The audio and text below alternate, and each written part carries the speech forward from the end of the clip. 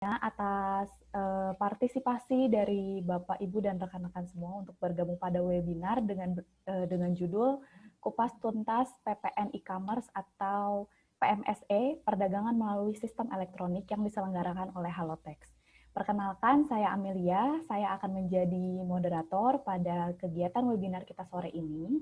Dan bersama kita telah bergabung Bapak Firman Darajat SH, SE, MH. Selamat sore, Kang Firman. Selamat sore Bu Amel. Ya, mohon izin saya mau manggilnya Kang Firman aja ya, Kang, karena Boleh, serasa muda saya. iya, Kang Firman. Sebelum kita memulai acara, saya akan membacakan sedikit CV dari Kang Firman. Pendidikan formal D3 Akuntansi Politeknik ITB, lalu sarjana hukum dari Fakultas Hukum Universitas Pajajaran, Magister Hukum dari Fakultas Hukum Universitas Pajajaran, S1 Akuntansi STEI Jakarta Rawamangun, dan saat ini Kang Firman sedang menempuh Magister Administrasi Kebijakan Publik di Unpas. Dan untuk pendidikan non formal, Kang Firman pernah menempuh International Taxation di International University of Japan pada tahun 2010 dan Fraud Accounting di Yokohama University of Japan pada tahun 2014.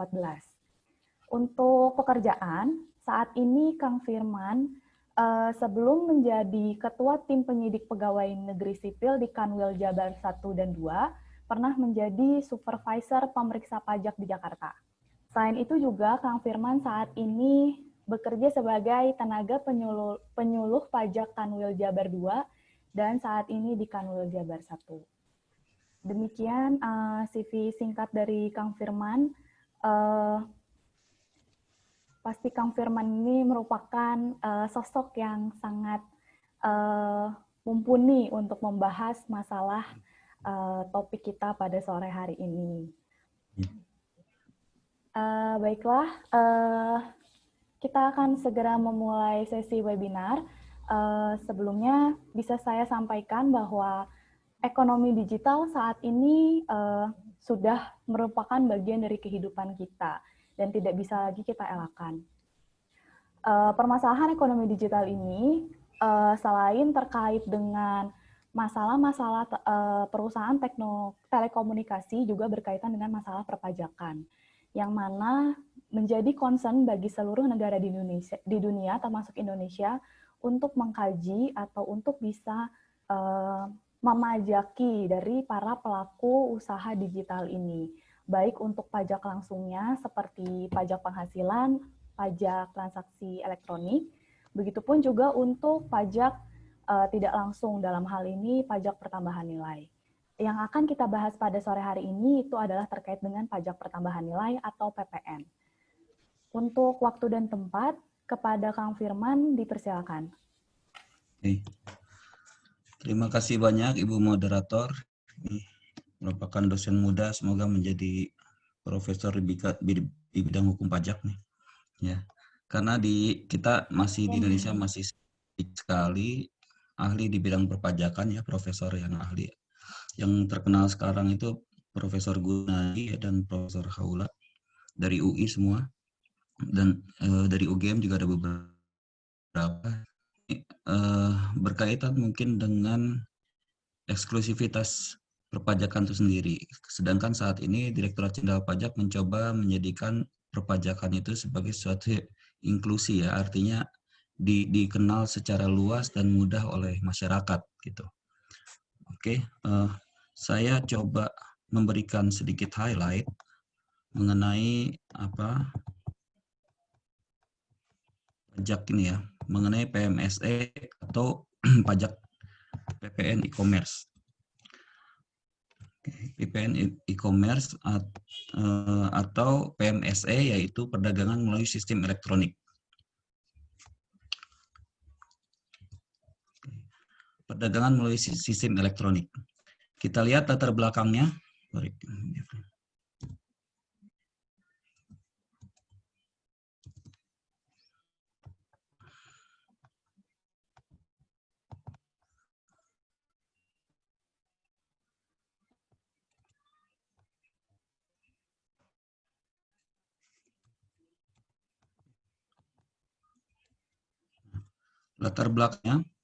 Latar belakang adanya PMSE ini sebagai pelaksanaan ketentuan pasal 6 ayat 13 huruf Undang-Undang Nomor 2 Tahun 2020 tentang penetapan peraturan pemerintah pengganti Undang-Undang Nomor 1 Tahun 2020 tentang kebijakan keuangan negara dan stabilitas sistem keuangan untuk penanganan pandemi coronavirus disease 2019 atau COVID-19 dan atau dalam rangka menghadapi ancaman yang membahayakan perekonomian nasional dan atau stabilitas sistem keuangan yang menjadi undang-undang. Nah ini jadi adanya pandemi ini bahkan ekonomi nasional kita tumbuh negatif ya. Jadi termasuk pajak karena untuk tumbuhnya suatu ekonomi di suatu negara perlu juga ada insentif perpajakan gitu. Sehingga banyak insentif yang dikeluarkan melalui Perpu ini yang kemudian menjadi undang-undang ya. Di dalamnya termasuk program selain selain program yang memberikan kemudahan juga memberikan macam-macam diskon, tax allowance ya dan segala macamnya yang mempermudah seperti untuk UMKM pajaknya 0% sekarang sampai dengan bulan Desember. Juga di dalamnya masuk juga adanya pajak melalui sistem elektronik ini.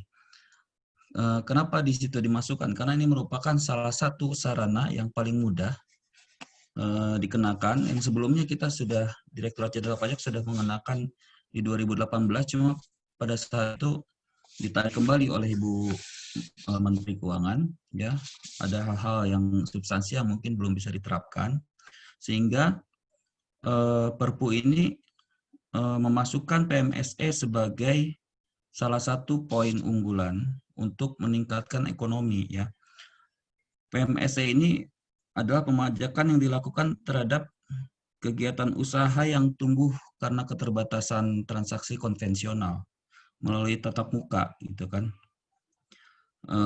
Karena adanya social dan physical distancing akibat pandemi COVID-19. Yang terpenting adalah untuk juga memberikan level of playing field gitu. Level playing field di dunia usaha. Gitu. Ya. Lalu tujuannya itu ada memberikan kepastian hukum untuk melakukan pemungutan pajak pertambahan nilai atas pemanfaatan BKP tidak berwujud dan atau JKP dari luar daerah pabean di dalam daerah pabean melalui perdagangan melalui sistem elektronik. Ya, selain untuk optimalisasi penerimaan pajak. Ya, optimalisasi penerimaan pajak ya berarti kita mencari resource yang masih mungkin kita cari ya. Walaupun ini baru pertama kali tahun ini dicoba PMS ini, di bulan Agustus kemarin penerimaan sudah mencapai 97 miliar ya untuk pendapatan PPN dari beberapa PMS yang telah ditunjuk di bulan Juli oleh pemerintah. Oke, objeknya apa saja? Objeknya yaitu pemanfaatan BKP tidak berwujud termasuk barang digital dan atau pemanfaatan JKP termasuk jasa digital dari luar daerah pabean di dalam daerah pabean melalui perdagangan melalui sistem elektronik ya. Dan dibatasi transaksinya yaitu B2B dan B2C. Business to business dan business to consumer. Contohnya adalah BKP tidak berwujud seperti e-book ya, e-book, e-magazine, e-komik gitu ya. Ini termasuk contoh-contoh yang dikenakan pajak dalam transaksi-transaksi pembelian hal tersebut yang saya paparkan ini ya. Yang paling gampang nanti akan saya berikan contoh apa saja yang sudah dikenakan. Mungkin beberapa sudah melihat di mukanya dari perdirjennya menunjukkan ini.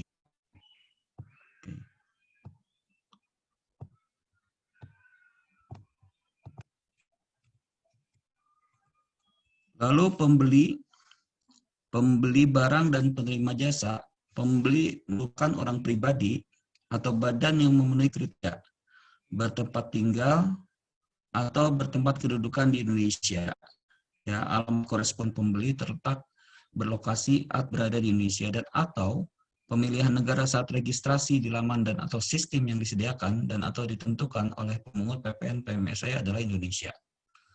Yang B melakukan kriteria yang kedua, melakukan pembayaran menggunakan fasilitas debit, kredit, dan atau fasilitas pembayaran lainnya yang disediakan oleh institusi di Indonesia.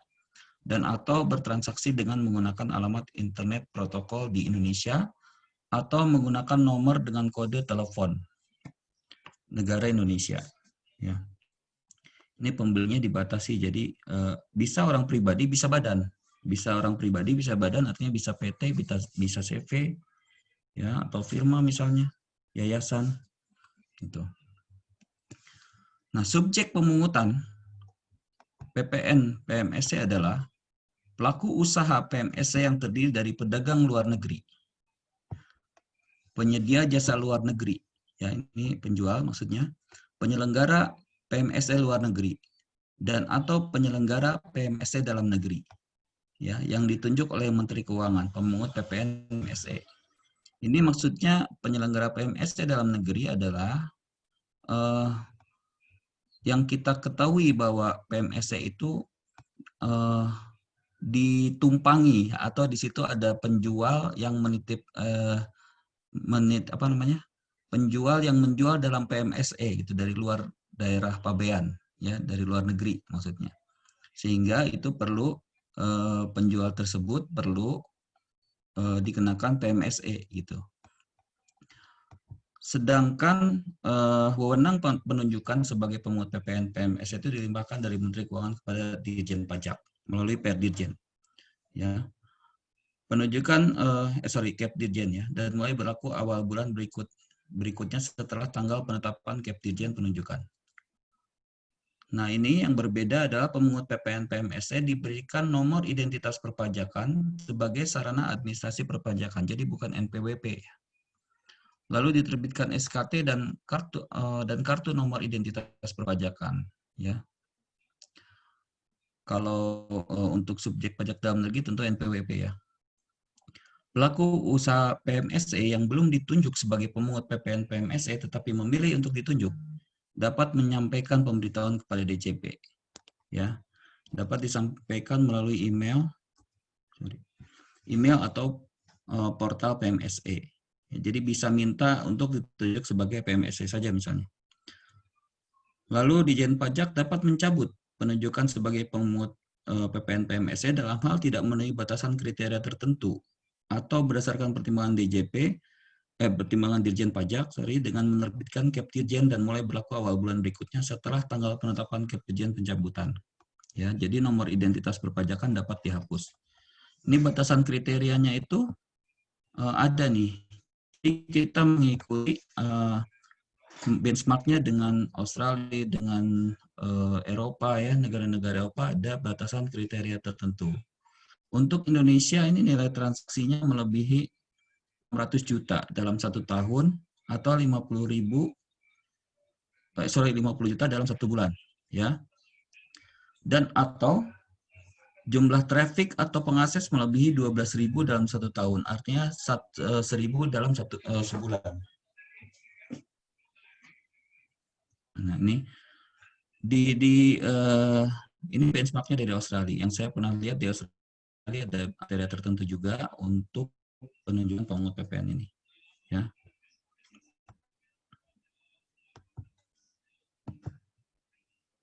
Lalu aktivasi pemungutan.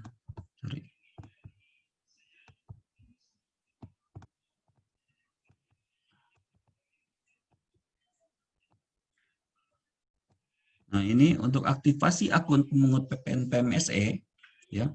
Pemungut PPN PMSE wajib melakukan aktivasi akun dan pemutahiran data secara online melalui aplikasi atau sistem yang ditentukan dan atau disediakan oleh Direktorat Jenderal Pajak, ya, portal PMSE. Paling lama sebelum sebagai pemungut PPN PMSE mulai berlaku. Pemungut PPN PMSE yang telah melakukan aktivasi akun dapat menggunakan portal PMSE untuk melaksanakan hak dan memenuhi kewajibannya sebagai pemungut PPN PMSE. Jadi kita sediakan platformnya, ya, platformnya juga atau bisa dikatakan portal gitu ya, untuk WP PMSE tersebut melaporkan segala aktivitas penjualannya di situ. Nah, apa yang dikenakan? Yang dikenakan itu DPP-nya. DPP itu nilai berupa uang yang dibayar oleh pembeli, oke, yang tidak termasuk PPN. Nah, dari DPP itu baru dihitung PPN-nya 10% dari dasar DPP. Ya. Saat pemungutannya kapan? Saat pembayaran oleh pembeli. Ya. Mekanismenya simple gitu. Saat kita misalnya mau langganan Netflix, kita bayar, ya pada saat itu juga muncul PPN-nya. Yang harus kita bayar. Nah, ini saya memberikan sedikit pandangan bagi yang belum mengerti mengenai PPN. Ya, kalau secara formal itu PPN itu sebenarnya dipikul beban pajaknya oleh pembeli. Ya, kalau dilihat dari mekanisme seperti ini, PKP penjual itu menjual BKP atau JKP kepada pembeli. Ya, nanti PPN-nya dipungut oleh penanggung jawab ya, dan PPN itu nanti disetorkan kepada negara. Karena PPN itu merupakan pajak tidak langsung. Ya. Jadi sama seperti kita nanti misalnya berlangganan Netflix ya atau Spotify kita bayar yang premium misalnya, di situ sudah ada nilai PPN-nya. Berarti kan beban pajaknya itu PPN-nya ditanggung oleh pembeli ya atau customer. Jadi sebenarnya tidak ada alasan untuk perusahaan-perusahaan penjual jasa tersebut untuk menolak dipajaki karena dia sebenarnya tidak dipajaki apa-apa. Ya, yang dipajaki adalah konsumen di dalam negeri. Ya, gitu. Maka dari itu kita masih terbatas di dalam di seputaran PPN, di seputaran pemungutan PPN. Belum lagi melangkah ke pajak penghasilan atau PPH ya. Sekarang kabarnya sedang digodok ya, sedang digodok dan ada beberapa mungkin permasalahan yang harus dimatangkan terlebih dahulu ya. Oke, sorry.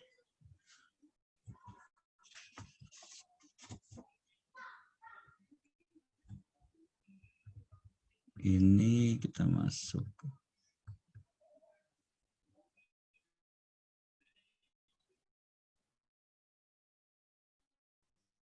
Webinar PMSE, Direktur Jenderal Pajak. Ya.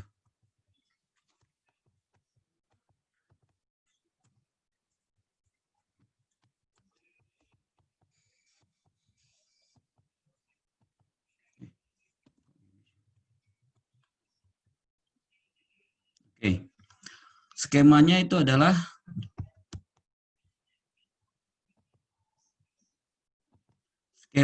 skema transaksi dan pihak yang memungut PPN itu adalah misalnya penjual.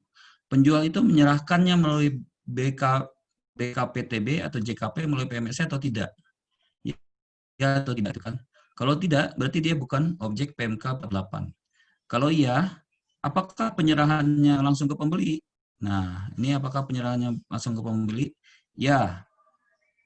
Kalau iya, berarti penjual ditunjuk sebagai pemungut PPN PMSE. Apakah penjual tersebut ditunjuk sebagai pemungut? Nah, kalau iya berarti dipungut oleh penjual, PPN dipungut oleh penjual sesuai dengan PMK 48. Kalau tidak, PPN dipungut sendiri oleh pembeli. Nah, sesuai pasal 3A. Pasal 3A UPPN ya. Pasal 3A UPPN itu maksudnya adalah kita mengikuti prosedur atau rezim yang ditetapkan dalam Undang-Undang PPN. Ya, kalau PMS ini rezimnya sebenarnya berbeda. Rezim PMS ini berbeda dengan PPN dalam Undang-Undang PPN. Dalam pasal 3A PPN, pengusaha yang melakukan penyerahan sebagaimana dimaksud dalam pasal 4-nya ya, dalam pasal 4 PPN, kecuali pengusaha kecil yang batasannya ditetapkan oleh Menkyu wajib melaporkan usahanya untuk dikukuhkan sebagai PKP dan atau wajib memungut, menyetor, dan melaporkan pajak PPN-nya atas barang dan PPN penjualan atas barang mewah yang terutang. Ya, jadi ada perbedaan antara rezim PPN. Di sini maksudnya adalah PKP ya, untuk yang wajib memungut, menyetor, dan melaporkan. Dalam undang PMK 48 ini konsepnya adalah taxable person. Ya, kalau di PKP itu mungkin physical presence, kalau di PMK itu taxable person lebih ke significant economic presence.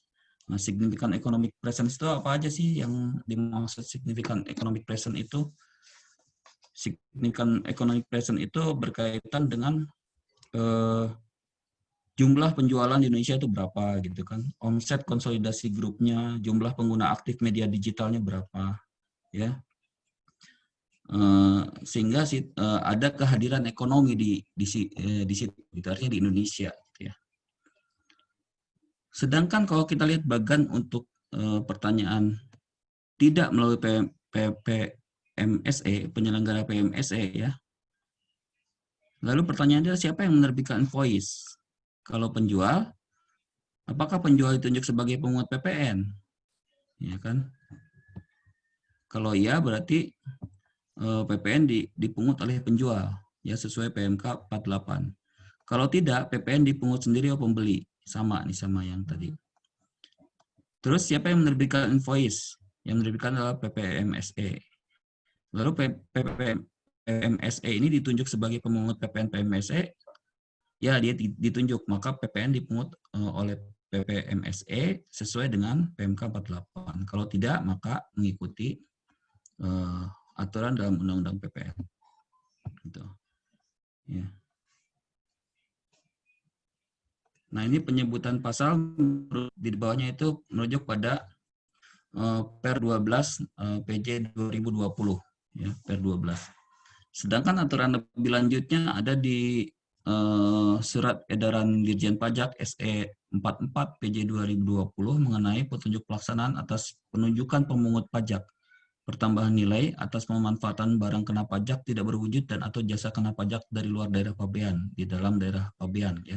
Jadi petunjuk pelaksanaannya ada di SE-nya. Di situ di SE itu ada lampiran-lampiran bisa digunakan oleh PMSE itu dalam melakukan kegiatan-kegiatan kepatuhan perpajakannya. Oke. Nah, yang menarik rezim PMK ini ya, rezim PMK yang baru ini untuk PMSE wajib melaporkan PPN yang dipungut dan telah disetor secara triwulanan untuk periode 3 masa pajak. Paling lama akhir bulan berikutnya setelah periode triwulan berakhir. Ya. Periode triwulan itu ya seperti misalnya triwulan 1 Januari sampai dengan Maret, 2 April sampai dengan Juni, 3 Juli sampai dengan September, 4 Oktober sampai dengan Desember. Nah, di laporan triwulanan paling sedikit memuat jumlah pembeli, jumlah pembayaran, ya, nilai transaksi tidak termasuk PPN, jumlah PPN yang dipungut, dan jumlah PPN yang disetor untuk setiap masa pajak. Apabila dalam suatu masa pajak terdapat kelebihan PPN yang dikompensasikan, yang berasal dari triwulan sebelumnya, laporan triwulan juga memuat jumlah kelebihan PPN yang dikompensasikan dan periode triwulan terjadinya kelebihan PPN yang dikompensasikan. Ya. Laporan triwulan menggunakan mata uang di PPN PMSE di akunnya pada portal PMSE dan bahasa Indonesia dan atau bahasa Inggris. Apabila setelah laporan triwulan dilaporkan diketahui terdapat kekurangan PPN atau kelebihan PPN, pemungut PPN PMSE wajib melakukan pembetulan laporan triwulan yang bersangkutan. Ya. Laporan triwulan diberlakukan sebagai SPT masa PPN PMSE. Sementara untuk rezim SPT masa dalam undang-undang itu kan per bulan ya. Lapor per bulan di pelaporan di masa pajak berikutnya. Oke, nanti setelah ada laporan akan diberikan BPE ya, bukti penerimaan elektronik. Lalu setelah 3 bulan itu pelaporan, PMSE harus melakukan pelaporan rincian transaksi tahunan. Ya, wajib menyampaikan PMSE ini laporan rincian transaksi PPN yang dipungut untuk setiap periode 1 tahun kalender. Laporan rincian transaksi paling sedikit memuat nomor dan tanggal bukti pungut PPN, jumlah pembayaran ya, transaksi tidak termasuk PPN, jumlah PPN yang dipungut, ya. Jadi ada jumlah pembayarannya berapa, tidak termasuk PPN, lalu ada PPN yang dipungutnya berapa, nama dan NPWP jika ada, ya. Jika tidak ada, nomor telepon, alamat email atau pos elektronik atau identitas lain pembeli. Laporan rincian transaksi tahunan menggunakan mata uang dipilih oleh pemungut PPN PMSE di akunnya, ya, dalam bahasa Indonesia dan atau bahasa Inggris. Oke. Nah ini sekilas, kenapa penting untuk diterapkannya PMSE ini? Besarnya potensi ekonomi digital ya didukung dengan pergeseran perilaku masyarakat sejalan dengan perkembangan teknologi informasi. Terlebih lagi dengan adanya adaptasi kebiasaan yang baru ya. Sehingga ini menjadi satu momen untuk menerapkan PMSE ini. Ya, walaupun menurut beberapa penelitian itu tingkat kepatuhannya katanya hanya 50%. Mungkin di tahun ini paling besar sekitar 550 miliar ya. 550 miliar itu kalau kita hitung katanya hanya 0,1% dari target PPN nasional yang nilainya kalau nggak salah 500 triliunan ya. Jadi kecil untuk sementara. Tapi kami yakin ke depannya ini industri digital ini kan semakin meningkat gitu ya. Sehingga kalau kita tidak atur sejak dini, itu bisa menjadi kebocoran atau kehilangan potensi perpajakan nasional. Ya. Dalam perkembangan industri digital yang semakin pesat ini ya dan dinamis sehingga regulasi pendekatan konvensional menjadi kurang relevan ya. Sebenarnya itu sudah diatur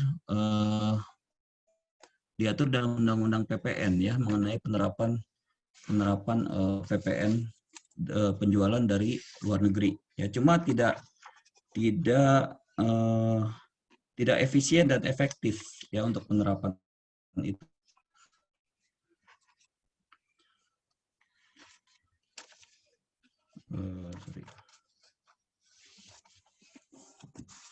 Nah, lalu menciptakan level playing field.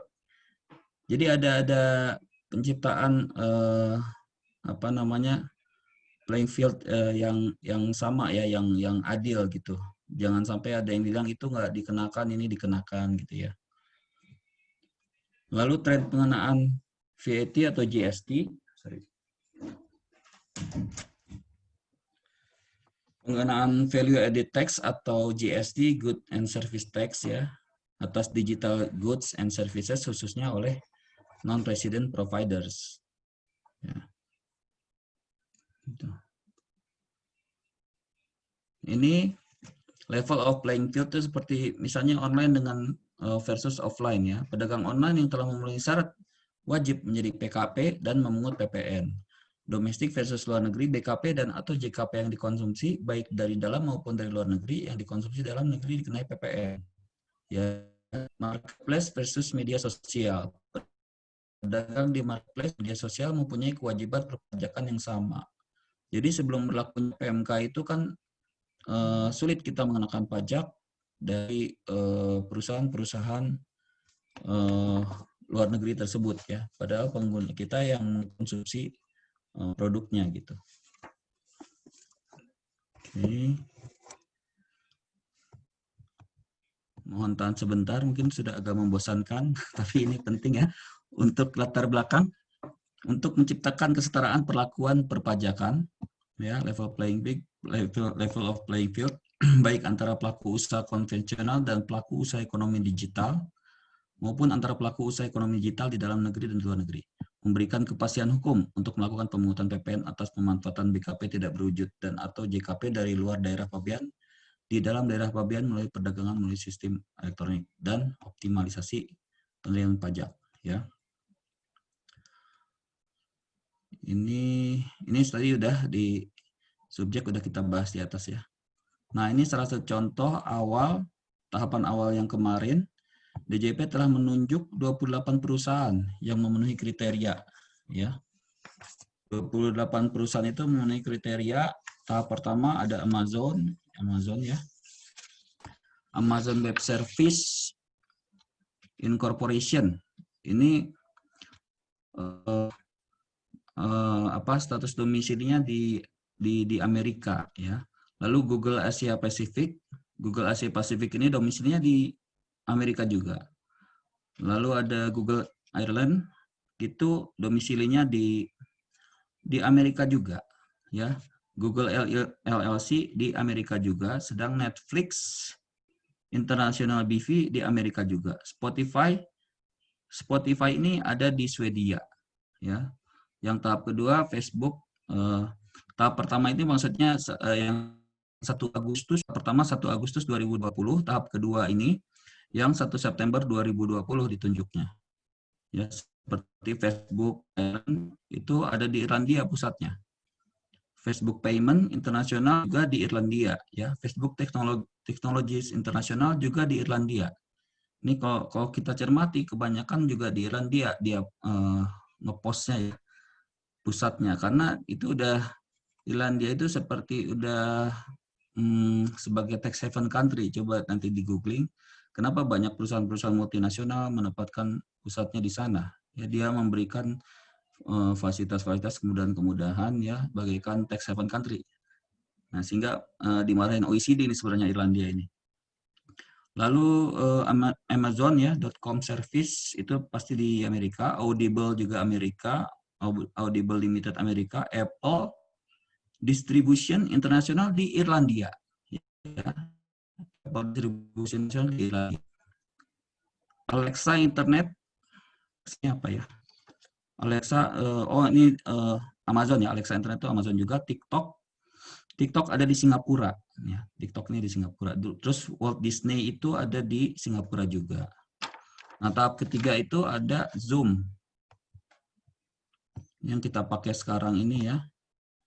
Zoom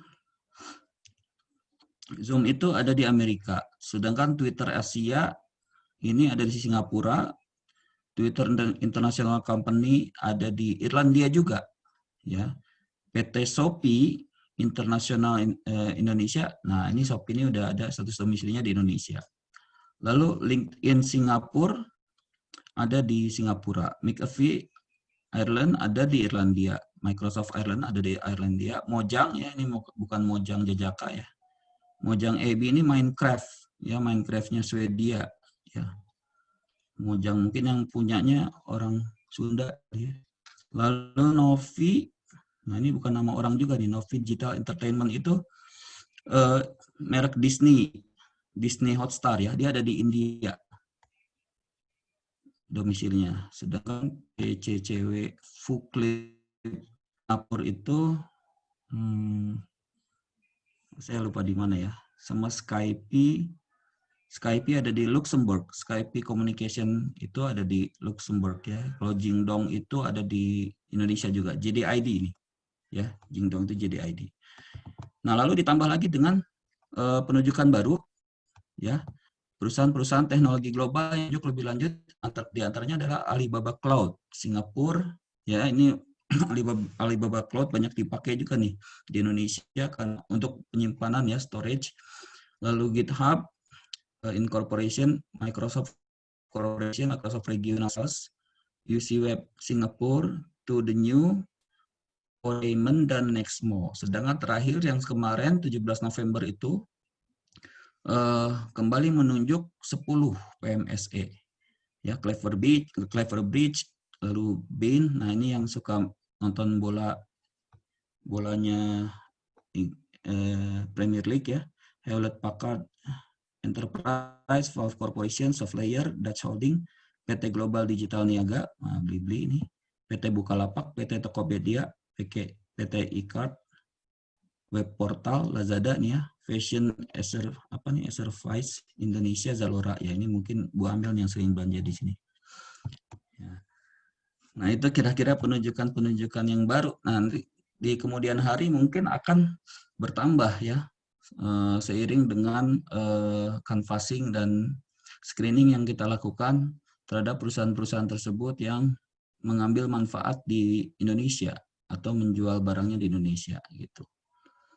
Saya kira itu nanti akan saya kembangkan lagi dalam tanya jawab. Mudah-mudahan pertanyaannya bisa saya jawab. Kalau misalnya pertanyaannya lebih teknis dan lebih ke kebijakan, mungkin saya akan hold sedikit karena mungkin kewenangan untuk menjawabnya bukan di saya, tapi akan saya salurkan nanti dan akan diberikan pencerahannya ya. Tapi mudah-mudahan semua pertanyaannya itu bisa saya jawab dalam tanya jawab ini. Silahkan Ibu Moderator. Terima kasih Kang Firman atas paparannya yang sangat menarik dan sangat lengkap banget Kang. Jadi kita bisa lihat nih dari paparannya Kang Firman tadi itu bahwa pemerintah Indonesia itu saat ini sudah mengenakan PPN untuk ekonomi digital ya Kang. Untuk PPH itu masih belum dapat dikenakan karena memang masih dalam pembahasan dan masih ada beberapa pertimbangan. Itu juga tadi ada beberapa poin-poin yang menarik Kang, seperti adanya kehadiran ekonomi yang signifikan untuk bisa dikenakan pajak di Indonesia. Juga tadi ada penilaian ekonomi yang signifikan ini juga dilihat dari omset, juga dari jumlah pengguna aktif. Lalu juga tadi menarik banget Kang, ketika Kang Firman menyampaikan bahwa pemerintah itu mengatur sejak dini agar tidak agar potensi kehilangan pajaknya itu tidak semakin besar. Ya, yang kita tahu bahwa meskipun sudah diatur, tapi penerapannya tentunya masih menghadapi beberapa kendala dan tantangan. Itu tadi juga sudah disampaikan mengenai prosedur-prosedur untuk pelaporannya, juga tadi untuk PPN secara umum juga Kang Firman sempat menyinggung. Baiklah Bapak Ibu dan rekan-rekan peserta,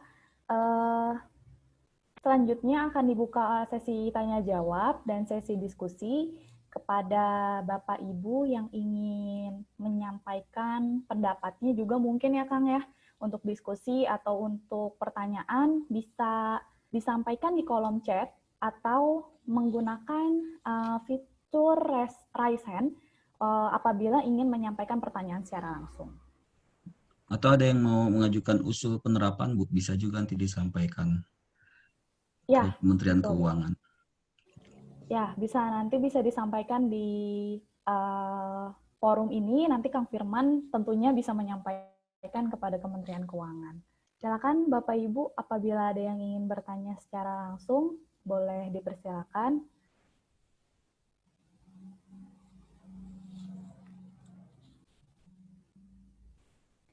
Oh, ini sudah ada yang bertanya Kang melalui kolom chat dari Hafid. Hafid menyampaikan bahwa terima kasih Bapak atas paparannya. Saya ingin bertanya, kalau saya punya e-commerce, apakah saya langsung harus memungut PPN ke konsumen? Terima kasih. Gimana Bu Amel? Saya ulang ya Kang pertanyaannya. Ya. Apabila saya memiliki e-commerce, apakah saya harus langsung memungut PPN kepada konsumen? Oke.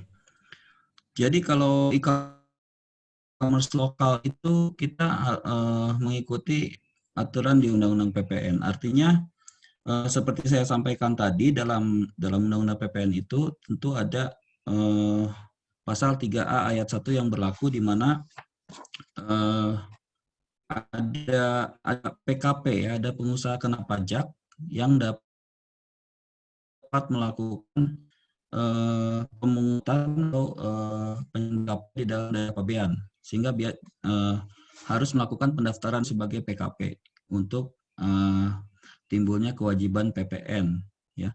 Jadi kalau misalnya timbulnya kewajiban PPN itu bisa karena kriteria ya, lebih dari 4,8 miliar omsetnya, atau bisa kita sendiri yang menginginkan untuk jadi PKP. Nah, ini makanya rezimnya nih menarik nih. Kalau di Undang-Undang PPN itu PKP di PMK ini untuk PMSE disebut taxable person, ya. Taxable person itu kriterianya seperti yang saya jelaskan tadi itu di dalam slide 600 juta itu, ya. Nah, kalau misalnya kita punya e-commerce, kalau e-commerce itu kan kita menjual ya, menjual atau ada yang menitipkan. Rata-rata penjual itu adalah warung-warung, artinya atau misalnya home industry sebenarnya belum sampai omset 4,8 gitu. Sehingga tidak ada kewajiban, suara saya jelas ya? Sehingga tidak ada kewajiban untuk memungut PPN, ya. Malah akan berbahaya kalau kita belum jadi PKP tapi kita menerbitkan faktura invoice, itu nggak boleh dalam undang-undang KUP kita. Sehingga kita harus mendaftarkan diri dulu sebagai PKP. Sama ketika atau secara jabatan oleh Fiskus atau oleh Direktur Jenderal Pajak dianggap perusahaan e-commerce-nya sudah memenuhi syarat untuk menjadi PKP gitu. Ya kalau misalnya tidak ada kok e-commerce-nya belum sampai 4,8 tapi mudah-mudahan saya doakan sampai 4,8 M ya omsetnya. Sementara kalau belum ya bisa ikut ke UMKM ya, sebagai UMKM gitu. Dengan tarif yang 0% saat ini. Dikasih stimulus, dikasih insentif sama pemerintah untuk tidak membayar pajak, tapi tetap harus melaporkan kegiatan ekonominya itu. Gitu. Kira itu. Volume saya kurang kencang ya? Sorry. Dekat berarti. Ya, terima kasih Kang Firman jawabannya tadi untuk pertanyaan dari Hafid. Selanjutnya Kang, ini mungkin pertanyaannya masih agak mirip-mirip nih Kang. Perkenalkan, nama saya Germanus Ignatius Loyola Maje. Izin bertanya, kalau dilihat tadi untuk pemungutan PPN itu dari perusahaan-perusahaan yang besar, bagaimana dengan pemungutan terhadap pelaku usaha digital yang menjual barangnya misalnya lewat Shopee atau toko online lainnya? Lalu bagaimana dengan PPN terhadap influencer? Mereka juga bisa menjual produk atau menawarkan produk lewat media sosial mereka. Bagaimana cara pengenaan pajak ke mereka? Terima kasih. Betul, mirip ya Bu sama yang tadi ya Bu Amel. Teh Amel, sorry. Jadi ya sekali lagi itu harus masuk kriteria dulu. Jadi tidak serta-merta kita dagang, kita jualan itu muncul kewajiban PPN-nya, enggak. Yang jelas muncul adalah kewajiban PPh-nya, pajak penghasilannya, karena kita mendapatkan tambahan kemampuan ekonomis dari berdagang itu. Tapi untuk dagang di bawah kriteria PPN 4,8 atau kriteria PMSE pedagang luar negeri di bawah 600 juta itu ya tidak perlu PPN ya. Tidak perlu dikenakan PPN, tidak perlu ditetapkan sebagai PKP atau pengusaha kena pajak untuk pengusaha lokal atau sebagai taxable person untuk penjual luar negeri. Ya. Nah ini kriteria ini penting harus diketahui oleh masyarakat bahwa ketika kita belum sampai 4,8 omsetnya itu ya sudah kita dagang seperti biasa aja, nggak usah ada pemotongan PPN gitu ya. Seperti kira-kira. Untuk influencer saya kira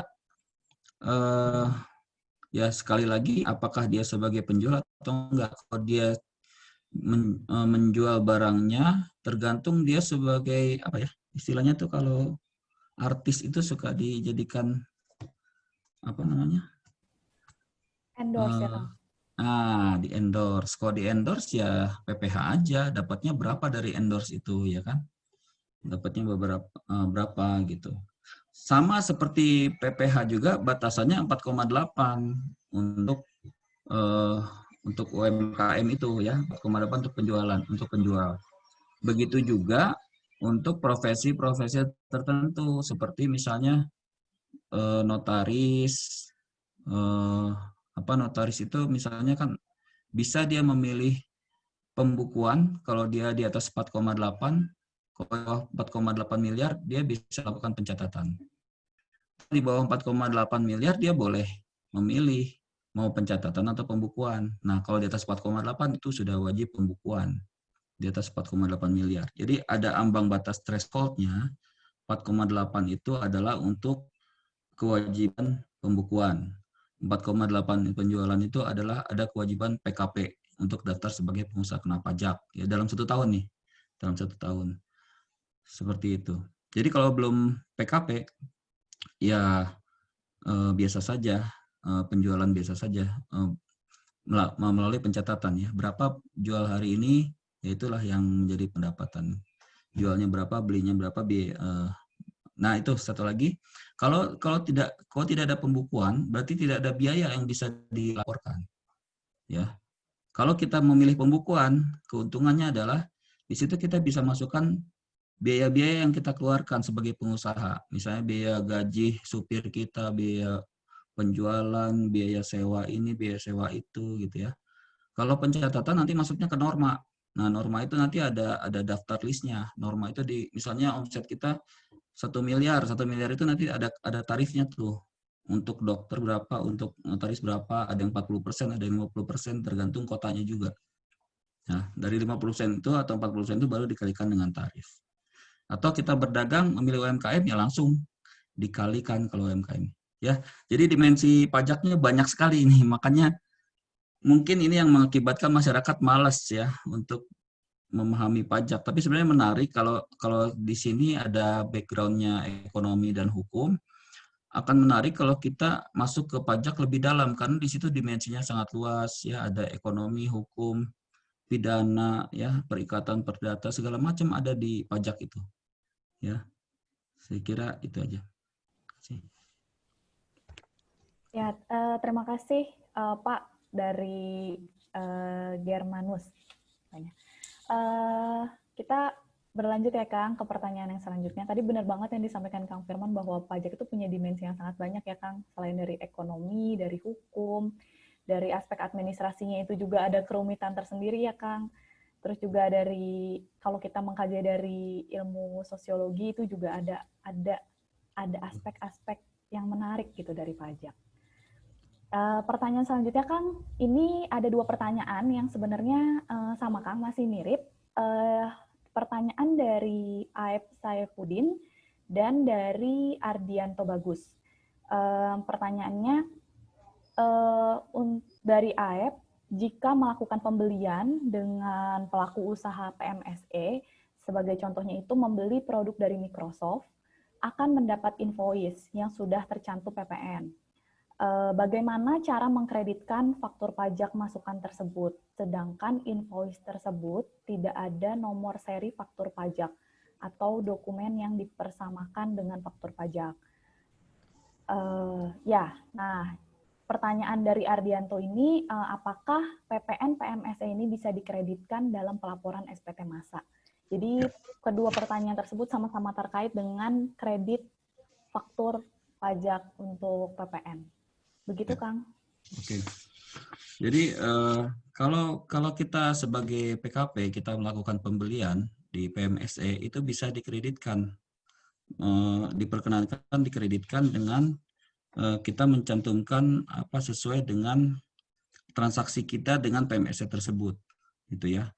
Jadi tidak kan di situ pemungut PMSE itu harus mengeluarkan harus membuat bukti pungut PPN yang berupa commercial invoice atau billing atau order receipt ya atau dokumen sejenis yang menyebutkan pemungutan PPN dan telah dilakukan pembayaran, dan itu kita serahkan kepada pelaku usahanya sesuai dengan kelaziman usahanya, formatnya mau seperti apa gitu. Jadi dalam pemungutan PPN-nya itu ini berbicara Pak Aepnya sebagai PKP ya. Kalau non PKP ya nggak bisa. Kalau sebagai PKP boleh. Nah, dalam pemungutan PPN dalam bukti pungut PPN dapat dicantumkan secara terpisah DPP dan nilai pembayarannya. Lalu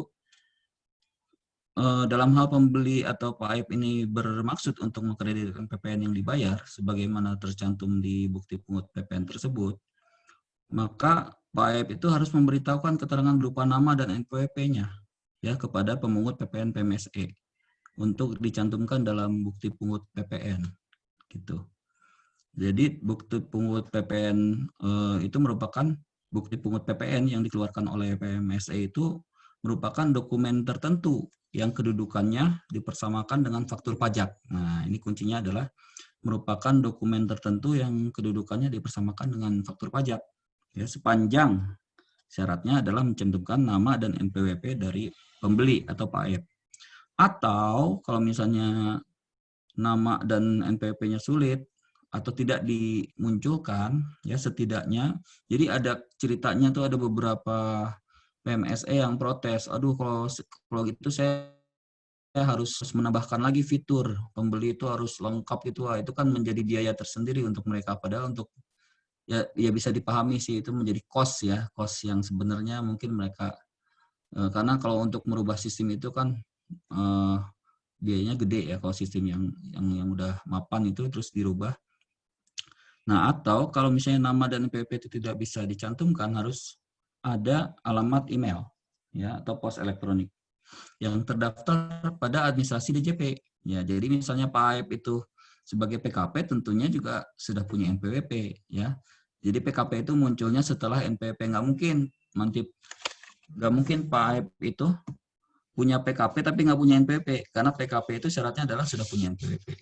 Nah, tentunya dalam NPWP itu kita melakukan ketika kita sudah punya NPWP ada apa namanya? Ada kewajiban untuk melaporkan SPT. Nah, dalam pelaporan SPT online tentu sudah kita daftarkan email kita gitu. Nanti terdetek tuh di DJP, oh ini Pak Aib itu betul alamat emailnya ini dan bertransaksi dengan PMSE itu. Gitu sih. Ya. Terus yang kedua Baik tadi apa, Ibu? Pak. Tadi yang kedua, apakah PPN PMSE itu bisa dikreditkan dalam pelaporan SPT masa? Oh, oke. Oleh pembeli ya? Oleh pembelinya ya maksudnya ya? Iya Kang, di sini Oh, oleh bisa, bisa. pembelinya. Jadi tetap bisa dikreditkan kalau kita membeli dari PMSE dengan syarat-syarat seperti itu tadi ya. Bisa dikreditkan, bisa apa namanya, dikompensasikan, atau bisa diminta kelebihan pembayaran pajaknya gitu ke situ ya, ke KPP yang bersangkutan, atau bisa sebagai pengurang penghasilan ya, bisa secara mekanisme biasa aja gitu. Baik, terima kasih Kang Firman, Pak Aep, dan Pak Ardianto. Semoga sudah menjawab ya tadi jawabannya Kang Firman. Kita berlanjut lagi ya Kang, ada pertanyaan lagi dari Nina Karina. Pak izin bertanya, jika saya penjual di salah satu marketplace dan memungut PPN, apakah saya buat juga faktur pajaknya per transaksi Pak? Atau diakui PPN di Gunggung? Karena kalau dibuat faktur pajak per transaksi, rasanya tidak mungkin karena dalam satu hari transaksi jual bisa sampai ratusan. Dan kita nggak tahu NPWP maupun NIK pembeli. Terima kasih Pak. Ini jadi masalah nih. Mohon izin saya normatif menjawabnya. Kalau misalnya dikatakan, Bu siapa namanya tadi ya? Nah, Bu siapa tadi ya? Ibu Nina. Ibu Nina. Ibu Nina menjual sebagai marketplace, katakanlah PKP gitu kan, penjualnya itu banyak yang non NPWP ya, tidak ber NPWP. Itu sejauh pemahaman saya itu bisa digunggung ya, bisa digunggung artinya dikumpulkan dalam satu transaksi yang dilaporkan di SPT PPN-nya sebagai transaksi yang digunggung itu. Nah, sedangkan di PMK, ada kewajiban memang untuk mencantumkan NIK-nya gitu. ada kewajiban untuk mencantumkan nicknya gitu. Tapi saya tidak bisa jauh lagi menjawab bagaimana kalau pertanyaan bagaimana kalau yang belinya anak-anak gitu ya, yang belinya anak-anak gitu. Saya nggak tahu juga. Intinya harus ada identitas yang disebutkan, memang ratusan sih ya, ratusan. Tentunya kalau penjualannya kepada PKP kembali ya harus faktur yang terpisah, nomor yang terpisah fakturnya ya, nomor yang terpisah. Nah kalau untuk yang tidak PKP ya bisa digunggung gitu. Saya pikir itu. Baik, terima kasih Kang. Mungkin sedikit ini Kang, diskusi untuk yang PPN bagi penjual retail yang ada pembeli ya, ada pembelinya tapi nggak punya data NPWP dan NIK pembeli. Ini mohon koreksi juga ya Kang kalau misalnya saya salah. Di Undang-Undang Cipta Kerja itu adalah ada beberapa ketentuan terkait dengan PPN pajak pertambahan nilai itu ada beberapa ketentuan yang berubah dan ditambah ataupun dihapus.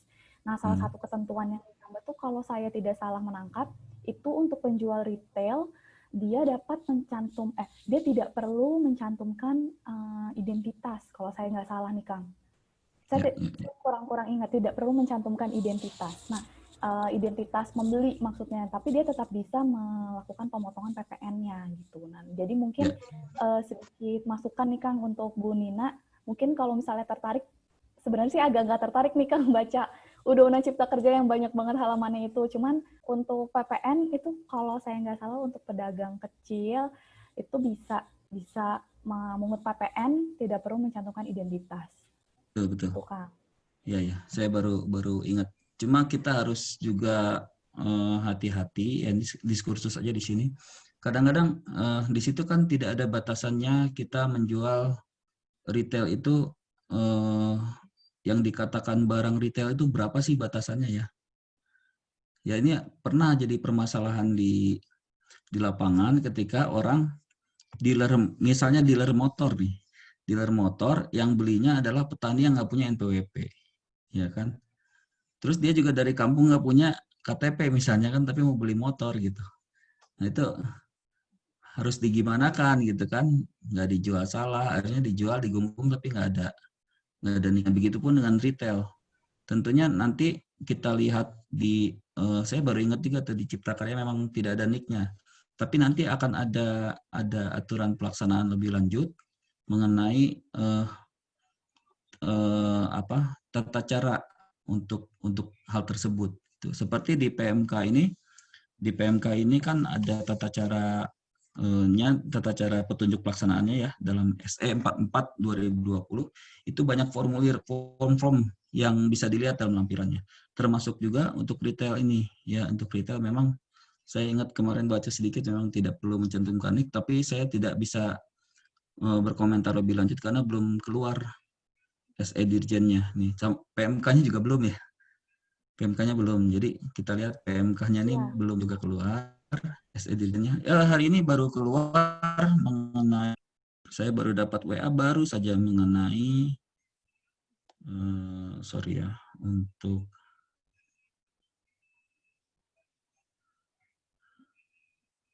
nah ini untuk tarif bunga sebagai dasar penghitungan sanksi administrasi berupa bunga dan pemberian imbalan bunga. Ini KMK RI nomor 54 nomor 540 KMK 010 2020 ya. Jadi ini turunan dari UU Cipta Kerja itu ya. Ada turunan perbedaan apa untuk tarif bunga itu sekarang tidak 2% lagi dikali maksimal 48 ya. Jadi ada tata caranya. Nah, ini ada yang baru keluar nih. 540 tahun 2020. Ya, KMK bukan PMK tapinya. KMK ditetapkan di Jakarta 26 November 2020. Ya, kemarin berarti. Nah, ini yang saya maksud mungkin nanti ibu-ibu penjual itu harus punya konsultan yang update juga peraturan nih. Bisa juga tanya ke Bu Amel sih nanti. Bu Amel rajin baca aturan nih. Itu saya pikir. Ya, Oke. terima kasih Kang. Ya, saya dapat info aturannya banyak dari Kang Firman. Update banget Kang Firman. Dan nggak pelit banget untuk sharing-sharing sama saya, sama teman-teman yang lain juga. Oke, Bu Nina, semoga bisa menjawab ya. Meskipun nanti ya tadi yang sudah Kang Firman sampaikan, dalam perkembangannya pasti akan ada peraturan-peraturan pelaksana yang harus juga dipelajari lebih lanjut. Ini kita beralihkan ke pertanyaan yang selanjutnya dari Nane Kurnia. Uh, Mohon izin bertanya, apakah subjek atau penyedia jasa yang bertransaksi dalam PMSE sudah di atas 600 juta per tahun, lalu tidak memungut PPN, apakah dapat dikenakan denda atau sanksi penetapan secara jabatan oleh Fiskus? Lalu ada lagi Kang pertanyaannya. Pertanyaannya itu kenapa perlakuan kesetaraan perpajakan tidak diimbangi untuk pemungut PPN, untuk PKP eh, untuk PKP untuk PKP BKP garis miring JKP minimal 4,8 miliar, sedangkan untuk PMSE itu sebesar 600 juta. Pertanyaan bagus ya. Begitu. Kesetaraannya nih Kang dipertanyakan. Ya.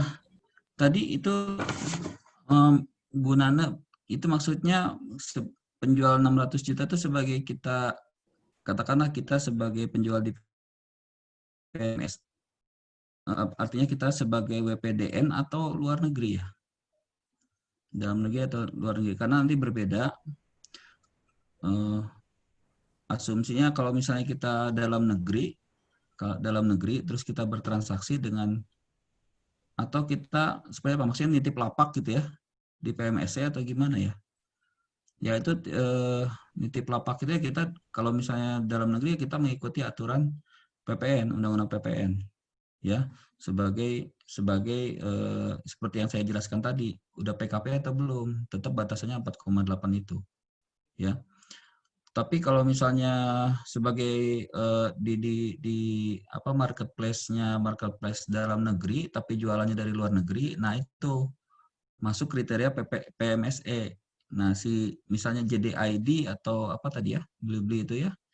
Kalau ada yang nitip di situ sebagai pelapak dari luar negeri, ya kan, dan dia masuk kriteria itu, ya dia harus harus harus dikenakan atau dipungut. Jadi sedianya itu sebagai PMSE untuk penjualan dari marketplace dari pelapak tersebut gitu. Jadi batasannya adalah walaupun JDID itu, jadi bukan JDID-nya ya, jadi pelapaknya itu yang dikenakan gitu. Jadi tapi lapornya itu tetap si JDID-nya sebagai pelapor, sebagai pemungut PPN gitu. Ya, sepanjang transaksinya itu berasal dari luar negeri gitu. Yang sudah memenuhi kriteria yang ditetapkan oleh PMK itu ya.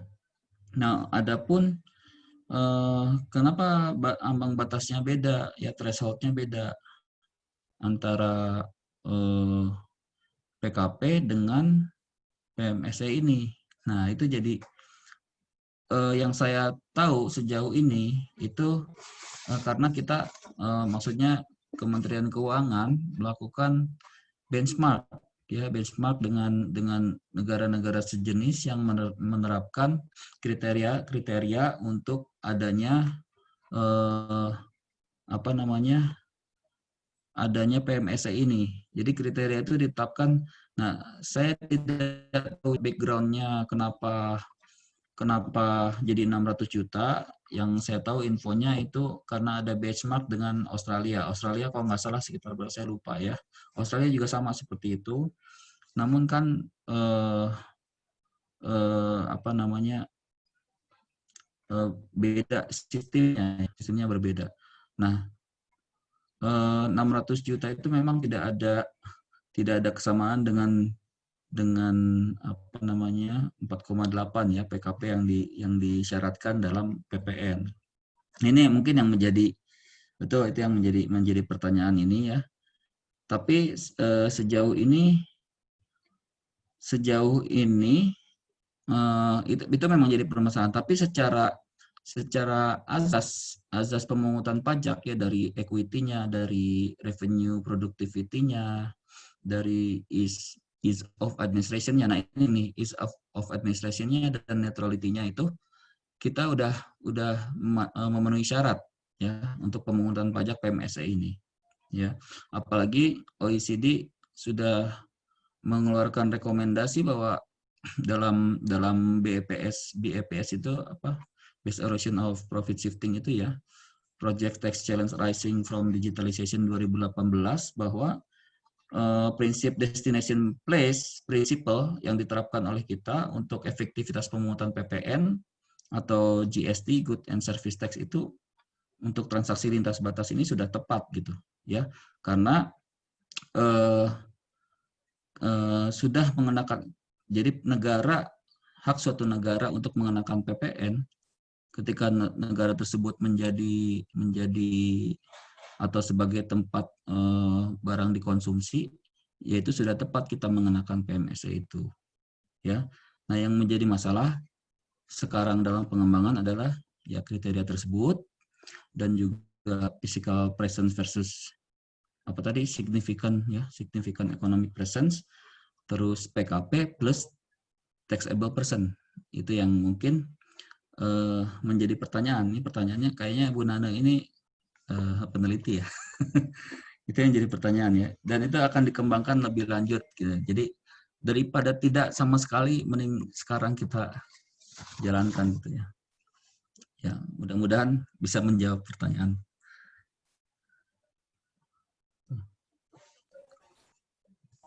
Oke, terima kasih Kang. Bu Nane, semoga terjawab tadi jawaban dari Kang Firman. Kang, ini pertanyaan yang terakhir dari Jonathan Sutanto. Halo Pak Firman, saya mau bertanya, apakah dengan adanya PPN PMSE ini dapat menimbulkan penurunan terhadap investasi asing, khususnya perusahaan-perusahaan yang bergerak dalam bidang digital? Terima kasih. Oke. Pertanyaan bagus. Saya pikir tidak ya, karena sekali lagi pembebanan PPN itu ada di konsumen ya. Ada juga penelitian yang menyebutkan bahwa nah kalau begini tuh mereka tuh perusahaan-perusahaan multinasional yang triliunan keuntungannya itu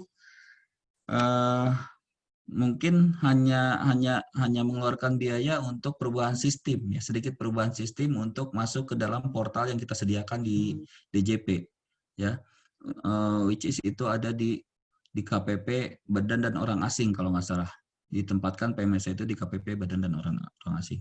Ada portalnya di situ. Paling perusahaan-perusahaan tersebut hanya mengeluarkan biaya tersebut. Tapi untuk penjualannya kan dibebankannya ke konsumen di Indonesia, dan itu sudah diteliti bahwa pengguna dari yang tadi ditunjuk itu kebanyakan adalah menengah ke atas, yang mana menengah ke atas itu tidak terlalu aware ya atas perubahan harga yang hanya sekian, katakanlah Netflix 50.000 atau berapa sih, 150.000 sekian, ada 300 ya, saya nggak langganan sih ya. Kan PPN-nya hanya 10% gitu, dan itu dibebankannya ke kita lagi ya. Mungkin untuk konsumen Indonesia itu bukan yang menengah ke atas ya, itu bukan sesuatu yang terlalu signifikan gitu untuk kita, udah saya nggak mau pakai ini, nggak juga sih. Sehingga tadi untuk apa namanya, untuk potensi perpajakannya saya pikir tidak akan potensinya akan naik dan tidak akan membuat provider-provider tersebut atau para perusahaan-perusahaan e-commerce itu pergi dari Indonesia, karena justru kita pasar yang luar biasa hebat nih ya, pasar yang luar biasa, karena kita akan konsumtif orang-orangnya, konsumtif, apalagi pandemi gini, makanya pandemi gini malas ke mall, beli terus ya lewat online. Sehingga walaupun seperti itu tadi ada penelitian tingkat kepatuhan ini yang akan menjadi pertanyaan di kemudian hari. Bagaimana kalau misalnya kepatuhannya, pengawasan kepatuhannya bagaimana sih untuk PMSE ini? Nah, itu menjadi pertanyaan yang cukup baik ya. Kalau kita mengawasi PKP di Indonesia kita mudah saja karena WP dalam negeri. Tapi kalau ini kan PMSE dari luar negeri, bagaimana kita mengawasinya?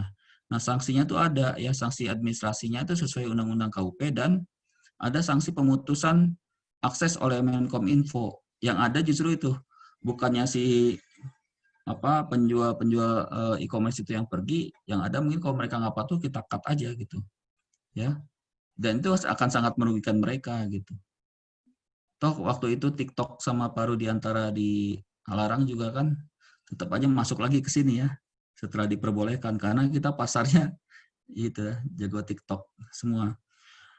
Nah, paling sanksinya ya dari sanksi itu, walaupun kita kenakan sanksi sesuai administrasi dan pemutusan akses ya oleh Menkominfo atas permintaan Menteri Keuangan. Jadi ada sanksinya nih. Pemutusan akses itu dilakukan apabila subjek pajak luar negeri ini telah ditegur tapi tidak memenuhi ketentuan dalam jangka waktu yang ditentukan dalam teguran. Nah itu ya. Ini akan ada pengaturan lebih lanjut gitu. Tapi selama ini sih so far sih so good ya, kan yang tadi disebutkan di bulan Agustus kan sudah masuk 97 miliar ya, walaupun kata peneliti tingkat kepatuhannya 50% dan mungkin hanya 500 miliar.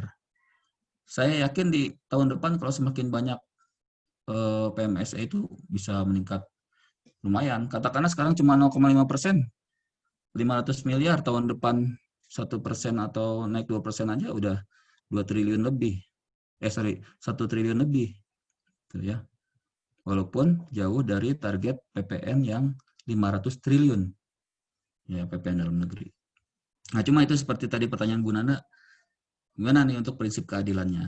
Ya, sementara prinsip keadilannya adalah level of playing field-nya kita sama. Daripada mereka tidak dikenakan sama sekali ya. Nah, sekarang kita PPN-nya dulu nih. Nanti kemudian tahun depan kita coba masuk ke PPh-nya. Gitu. Saya kira itu sih. Oke, terima kasih Kang Firman.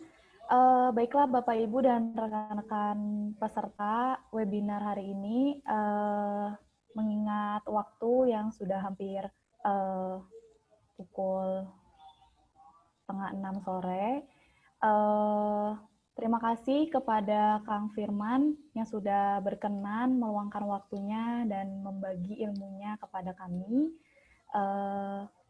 Semoga nggak kapok Kang untuk sharing-sharing ilmu lagi bersama Halotex. Siap. Terima kasih. Ya, terima kasih juga kepada Bapak, Ibu, dan rekan-rekan para peserta webinar. Demikian mungkin webinar yang dapat kami sampaikan pada hari ini. Terima kasih kepada para tim yang sudah bertugas dan membantu sehingga webinar ini dapat terselenggara dengan baik. Kepada tim Halotex dan tim Legalcon. Kepada Bapak Ibu yang mengikuti webinar ini sampai selesai dan sudah mengisi link absensi, untuk sertifikat akan diinformasikan lebih lanjut ya, mungkin melalui email atau melalui grup WhatsApp yang sudah ada. Terima kasih webinar hari ini akan saya tutup. Untuk informasi-informasi terkait dengan perpajakan lainnya, termasuk juga untuk webinar yang akan dilaksanakan pada bulan-bulan selanjutnya, dapat Bapak Ibu akses pada Instagram @halotex.id. Dapat saya sampaikan juga bahwa ada rencana pada bulan Desember nanti, Halotex akan mengadakan webinar mengenai politik hukum pajak dalam Undang-Undang Cipta Kerja. Untuk tanggal dan waktu tepatnya akan diinformasikan lebih lanjut pada Instagram Halotex. Terima kasih semua Bapak Ibu. Assalamualaikum warahmatullahi wabarakatuh. Selamat sore. Waalaikumsalam warahmatullahi wabarakatuh. Terima kasih banyak tim Legalcon sama Halotex ya. Terima kasih banyak Kang Firman.